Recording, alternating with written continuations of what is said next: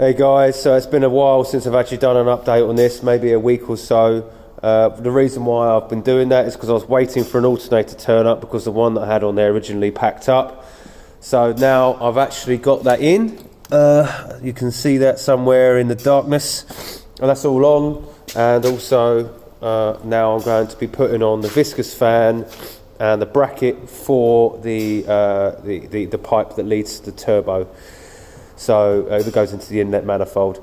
Got all the bolts there. I'll be changing the oil again because it's obviously filled with water still. Well, not filled with water, but it has a little bit of water ingress in there still because when I took the front cover off. And then once that's all on, I'm going to call it a day, and then I'm going to start looking at maybe looking at the bodywork.